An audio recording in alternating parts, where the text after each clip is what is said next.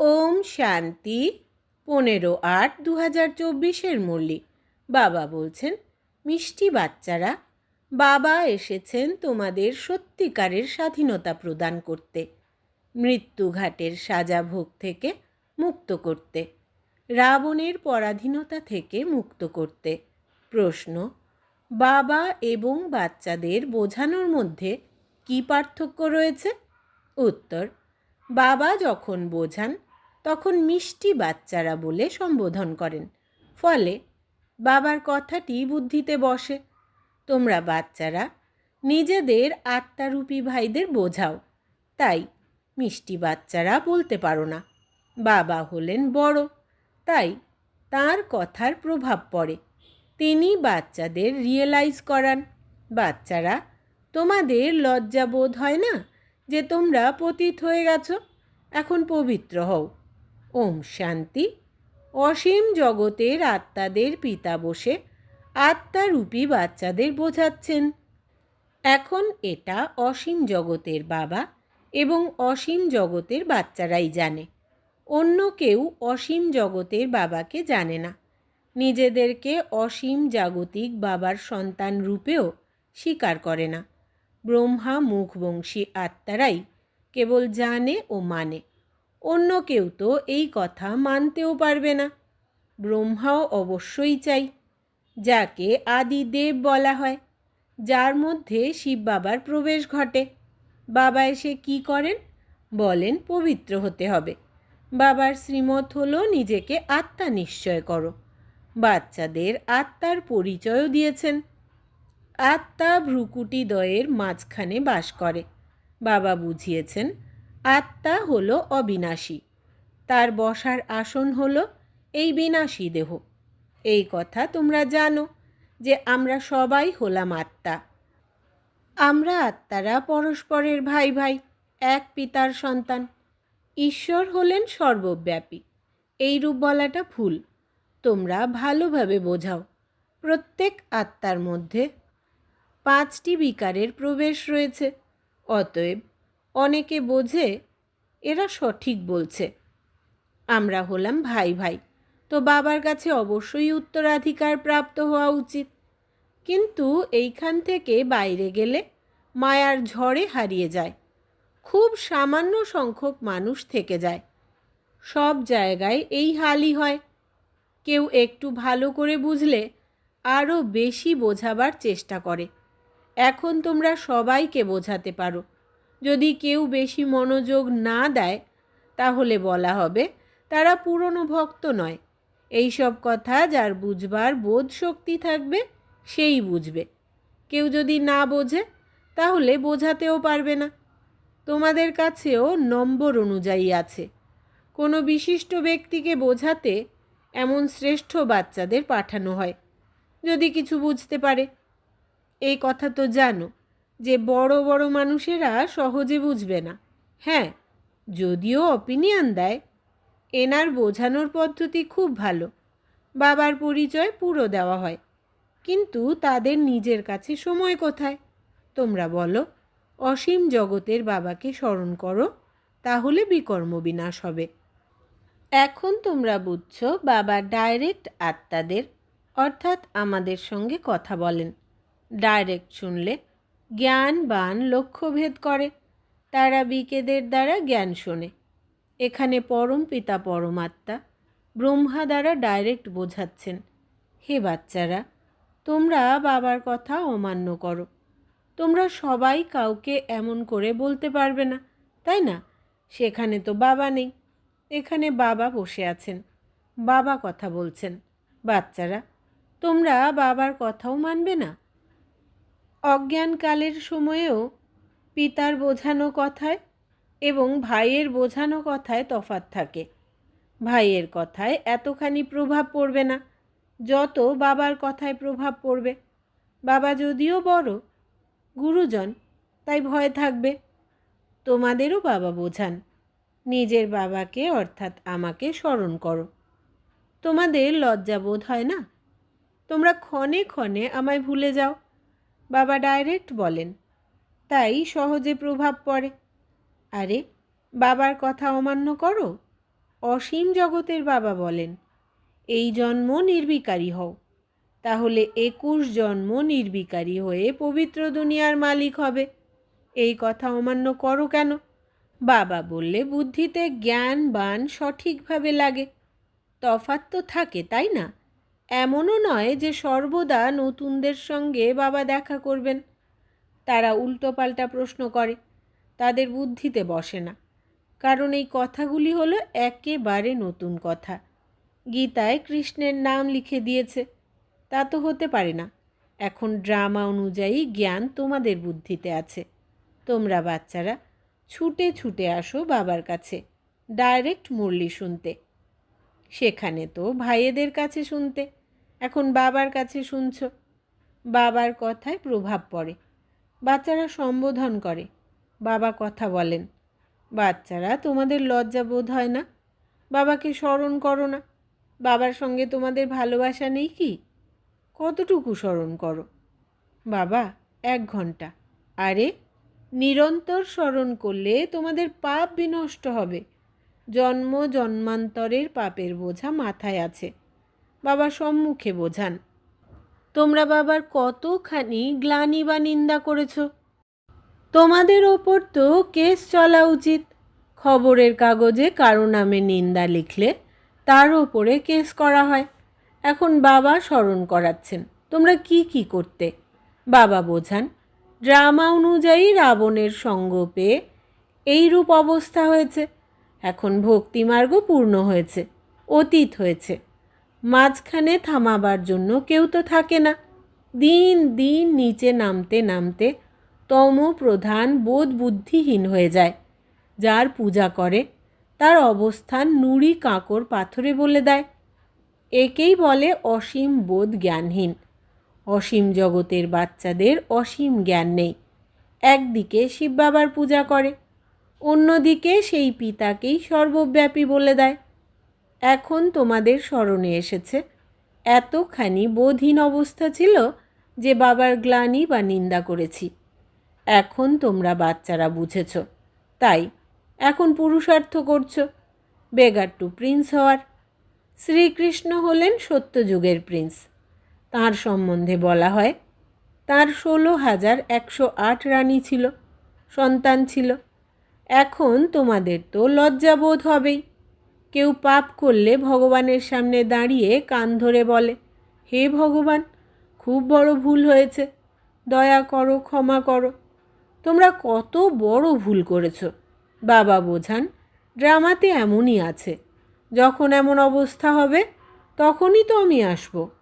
এখন বাবা বলেন, তোমাদের সব ধর্মের মানুষের কল্যাণ করতে হবে। বাবা, যিনি সকলের সদ্গতি করেন, তার জন্য সকল ধর্মের লোক বলে দেয় তিনি হলেন সর্বব্যাপী। এই কথাটি কোথা থেকে শিখেছে? ভগবান উবাচে, আমি সর্বব্যাপী নই। তোমাদের জন্য অন্যদেরও এমন অবস্থা হয়েছে। আহ্বান করে, হে পতিত পাবন, কিন্তু বোঝে না। আমরা যখন প্রথমে পরমধাম থেকে আসি তখন পতিত ছিলাম নাকি? দেহ অভিমানী হওয়ার দরুন পতিত হয়েছি। যে ধর্মের মানুষই আসুক তাকে জিজ্ঞাসা করতে হবে, পরম পিতা পরমাত্মার পরিচয় তোমরা জানো কি? তিনি কে? কোথায় বাস করেন? তখন বলবে ওপরে বা বলবে সর্বব্যাপী। বাবা বলেন, তোমাদের জন্য সম্পূর্ণ দুনিয়াটাই নষ্টের খাতায় এসে পড়েছে। নিমিত্ত হলে তোমরা। সবাইকে বোঝাতে হয়, যদিও ড্রামা অনুযায়ী হয়, কিন্তু তোমরা পতিত হয়েছ, তাই না? সবাই হলো পাপ আত্মা, এখন পুণ্য আত্মা হওয়ার জন্য আহ্বান করে। সব ধর্মের মানুষকেই মুক্তিধাম ঘরে ফিরতে হবে, সেখানে হলো পবিত্র। এও ড্রামাতে নির্ধারিত রয়েছে, যা বাবা এসেই বোঝান। এই জ্ঞান হলো সব ধর্মের জন্য। বাবার কাছে খবর এসেছিল, কোনো আচার্য বলেছিলেন, আপনাদের সবাইকে আত্মার রূপে পরমাত্মা ভেবে প্রণাম করি। এবারে একজন আত্মারা পরমাত্মা নাকি কিছুই বোধ নেই। যারা বেশি ভক্তি করেনি তারা টিকতে পারে না। সেন্টারেও বিভিন্ন আত্মারা ভিন্ন ভিন্ন সময় পর্যন্ত টিকে থাকে। এর দ্বারা বুঝতে হবে যে ভক্তি কম করেছে তাই টিকতে পারে না। তবুও যাবে কোথায়? দ্বিতীয় কোনো হাট তো নেই। এমনকি যুক্তি রচনা করলে মানুষ তাড়াতাড়ি বুঝবে। এখন তো সবাইকে সংবাদ দিতে হবে। এই কথাটি বলতে হবে যে বাবাকে স্মরণ করো। তোমরাই পুরোপুরি স্মরণ করতে না পারলে তোমাদের জ্ঞানবান লক্ষ্যভেদ মানুষের বুদ্ধিরূপী লক্ষ্যকে টাচ করতে পারবে না। তাই বাবা বলেন, চার্ট রাখো। মুখ্য কথা হলো পবিত্র হওয়ার। যত পবিত্র হবে ততই নলেজ ধারণ হবে, খুশিও থাকবে। বাচ্চাদের তো অনেক খুশি হওয়া উচিত। আমরা সবার উদ্ধার করি। বাবাই এসে সদ্গতি প্রদান করেন। বাবার তো সুখ ও দুঃখের কোনো ব্যাপার নেই। এই কথাও এখনই বোঝানো হয়, সত্যযুগে নয়। সেখানে তো জ্ঞানের কথাই নেই। এখানে তোমরা অসীম পিতাকে পেয়েছ, তাই তোমাদের স্বর্গপ্রাপ্তির চেয়েও বেশি খুশি হওয়া উচিত। বাবা বলেন, বিদেশে গিয়েও তোমাদের এই কথা বোঝাতে হবে। সব ধর্মের মানুষদের প্রতি তোমাদের দয়া হয়। সবাই বলে, হে ভগবান দয়া করো, ব্লিস করো, দুঃখ থেকে মুক্ত করো, কিন্তু কিছুই বোঝে না। বাবা অনেক রকমের যুক্তি বলে দেন। সবাইকে এই কথা বলতে হবে যে তোমরা রাবণের কারাগারে বন্দী আছো। বলা হয় স্বাধীনতা প্রাপ্ত হোক, কিন্তু প্রকৃত স্বাধীনতা কাকে বলা হয় সে কথা কেউ জানে না। রাবণের কারাগারে তো সবাই ফেঁসে আছে। এখন প্রকৃত স্বাধীনতা প্রদান করতে বাবা এসেছেন। তবুও রাবণের জেলে পরাধীন অবস্থায় থেকে পাপকর্ম করতেই থাকে। প্রকৃত স্বাধীনতা কি, এই কথা মানুষদের বলতে হবে। তোমরা খবরের কাগজেও লিখতে পারো, এখানে রাবণের রাজ্যে স্বাধীনতা আছে কি? খুব সংক্ষিপ্তভাবে লেখা উচিত। বেশি কথা লিখলে কেউ বুঝবে না। বলো, কোথায় তোমাদের স্বাধীনতা? তোমরা তো রাবণের কারাগারে বন্দী আছো। বিদেশে তোমাদের নাম ডাক হলে এখানেও সবাই চট করে বুঝবে। একে অপরকে আক্রমণ করে। তাহলে এটাই কি স্বাধীনতা? স্বাধীনতা তো তোমাদের বাবা দিচ্ছেন, রাবণের জেল থেকে মুক্ত করছেন। তোমরা জানো, স্বর্গে আমরা শ্রেষ্ঠভাবে স্বাধীন, শ্রেষ্ঠ, বিত্তবান রূপে থাকি। কারো দৃষ্টি পড়ে না। পরের দিকে যখন দুর্বল হই তখন সবার দৃষ্টি যায় তোমাদের ধনের দিকে। মোহাম্মদ গজনী এসে মন্দির লুট করলে তোমাদের স্বাধীনতার ইতি ঘটে। রাবণের রাজ্যে পরাধীন অবস্থায় বাস করো। এখন তোমরা হলে পুরুষোত্তম সঙ্গম যুগে। এখন প্রকৃত স্বাধীনতা প্রাপ্ত করছো। তারা তো স্বাধীনতার অর্থ বোঝে না। অতএব এই কথাও যুক্তি সহকারে বোঝাতে হবে। যারা কল্পপূর্বে স্বাধীনতা প্রাপ্ত করেছিল তারাই কথাটি মানবে। তোমরা বোঝাও, তবু তর্ক বিতর্ক করে, এমন যেন বুদ্ধিহীন। সময় নষ্ট করলে কথা বলার ইচ্ছে হয় না। বাবা এসে স্বাধীনতা প্রদান করেন। রাবণের পরাধীনতায় অনেক দুঃখ আছে, অপরিসীম দুঃখ আছে। বাবার রাজ্যে আমরা কতখানি স্বাধীন থাকি। স্বাধীনতা তাকে বলে যখন আমরা পবিত্র দেবতায় পরিণত হই, রাবণের রাজ্য থেকে মুক্ত হই। প্রকৃত স্বাধীনতা কেবল বাবা এসে প্রদান করেন। এখন তো পরের রাজ্যে সবাই দুঃখে আছে। স্বাধীনতা প্রাপ্তির সময় হলো এই পুরুষোত্তম সঙ্গম যুগ। তারা তো বলে ইংরেজি সরকার চলে গিয়ে আমরা স্বাধীন হয়েছি। এখন তোমরা জানো, যতক্ষণ পবিত্র না হয়েছি ততক্ষণ স্বাধীন বলা যাবে না। তারপরে কর্মের সাজা ভোগ করতে হবে। পদমর্যাদাও ভ্রষ্ট হয়ে যাবে। বাবা আসেন আত্মাদের ঘরে অর্থাৎ পরম ধামে ফিরিয়ে নিয়ে যেতে। সেখানে সবাই থাকে স্বাধীন। তোমরা সব ধর্মের মানুষদের বোঝাতে পারো, তোমরা হলে আত্মা, মুক্তিধাম থেকে এসেছো পার্ট প্লে করতে। সুখধাম থেকে দুঃখধামে তমপ্রধান দুনিয়ায় এসে গেছো।